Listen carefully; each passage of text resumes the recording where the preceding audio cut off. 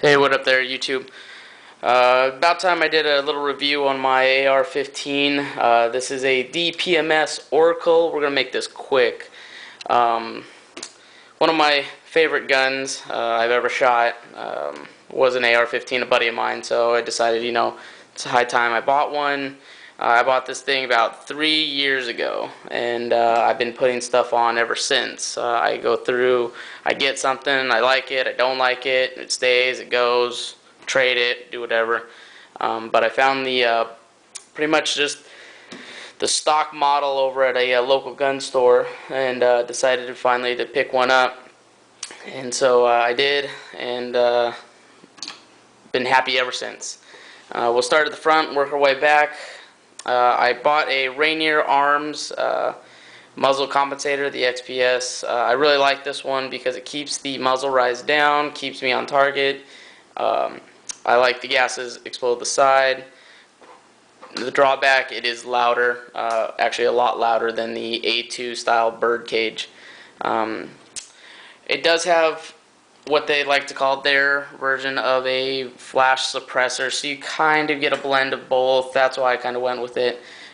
I have not been able to see I haven't been able to see this at night, not being the one shooting.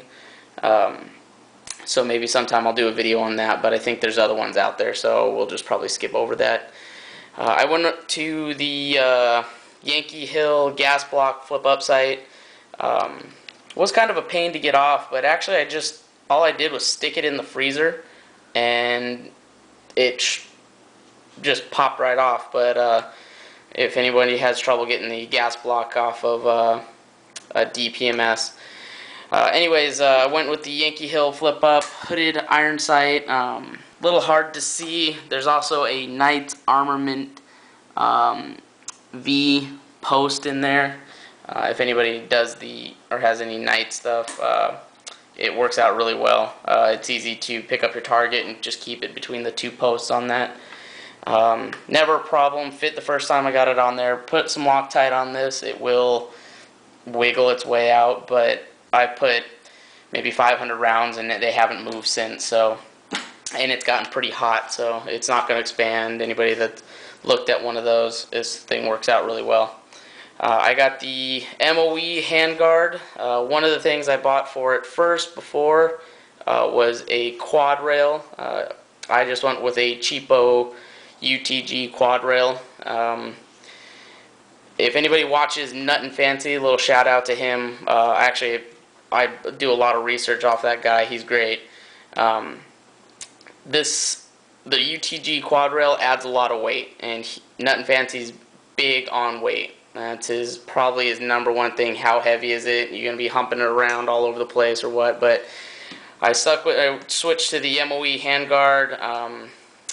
It's more comfortable. It has everything I need it to be. There's the vents in there to keep it cool. There's the guards in there for keeping debris off the barrel, and then keeps the heat coming straight off the top. I also mounted a MOE handguard because it fits my hand really well.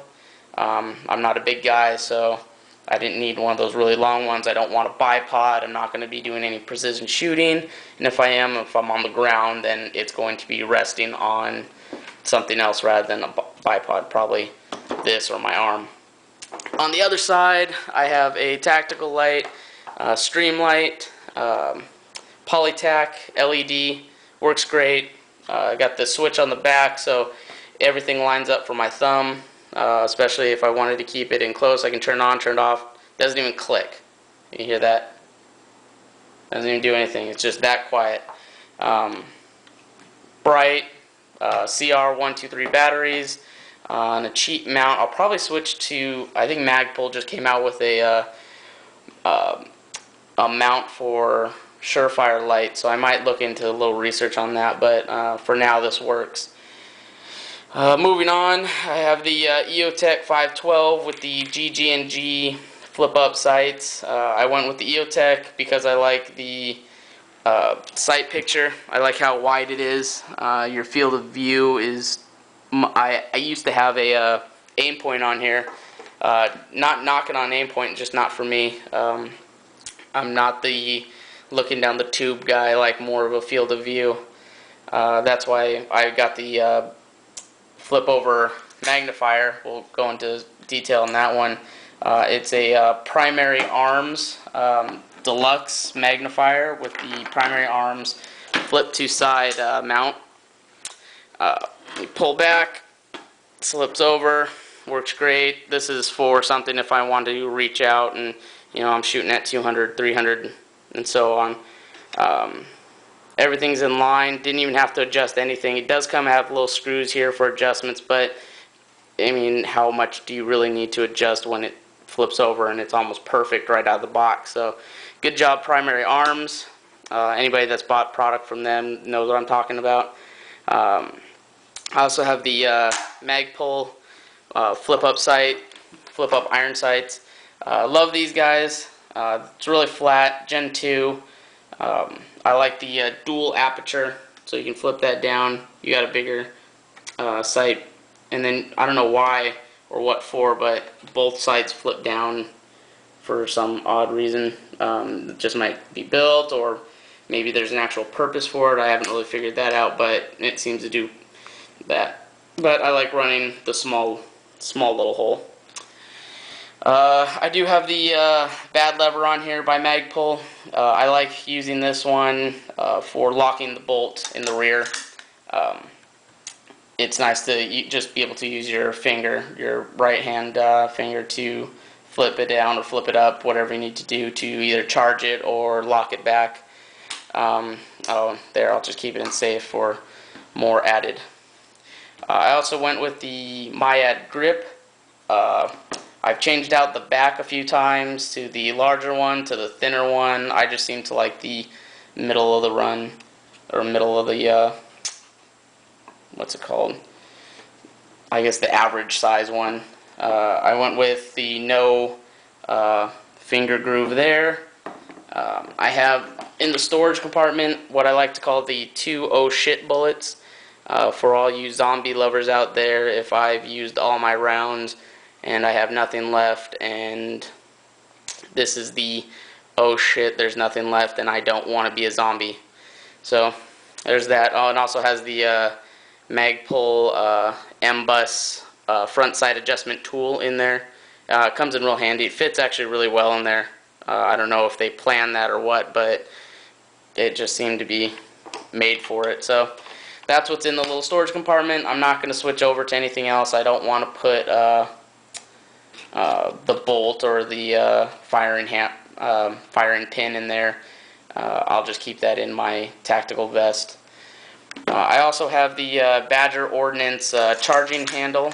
I like it because it's nice to manipulate with one hand while keeping your trigger finger on the grip, or on the your trigger hand, I guess, on the grip without having to manipulate the weapon and move it all around and whatnot. So it's nice being able to just do it real quick. It's big. I mean, you can charge it with one hand like this. I've seen people talk about it, but I still grab it like this to pull it back.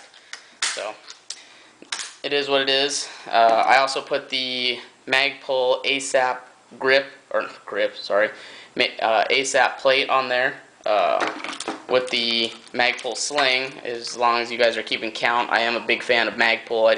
I like their products. I like how they are more shooter oriented. But I like the ability to switch over side to side. Yes, it does make a little bit of noise, but I'm not going into a room stealth style or anything anytime soon. So, it is what it is. I like the sling because of the detached string right here. You just pull it real quick, and this thing unlatches, and it's off in a second. No having to undo a strap or undo a clip. It's just one good little tug, and it's off. But it holds really well. I've yanked on it really hard, and it's not going to come off. The sling, I do want to get that little ring mount. I can't remember exactly what it's called. I think it's the RSA mount. So you can take this little part off, clip it up here, and it's a 2-point sling now, so it's easy to throw on your back, and if you're in non-combat situation. But to attach that back there. Anyways, the sling works out really well. It's really comfortable. It's a real soft material. I know it's hard to tell on here, but it's a lot softer than maybe say like a Blackhawk or anything. I also have the ACS buttstock on here. I really like this stock because of the cheek weld. It's a lot bigger than say like the CTR or I think this is the UBR. The UBR is the one that actually, the back end comes back and the tube stays still. But locked down. This is the commercial stock, commercial buffer tube. It still doesn't make any noise, doesn't wiggle, doesn't move anything. So when you lock it down, it stays put. Most people know this one because of the tubes on there, but it also has that little, storage compartment here. I'll probably just throw in a hops bore snake, something where I can, if I go camping with the guys and we go shooting, I can clean out the bore and the barrel real quick and easy. Don't have to take it apart, to use the tools.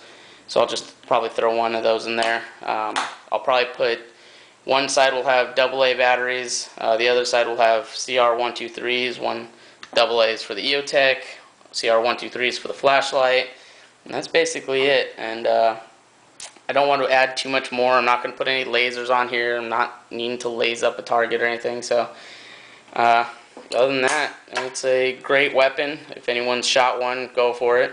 Oh, I also did put on the Magpul trigger guard to give a little bit more room in there, especially when I wear gloves at night, or not at night, in the winter.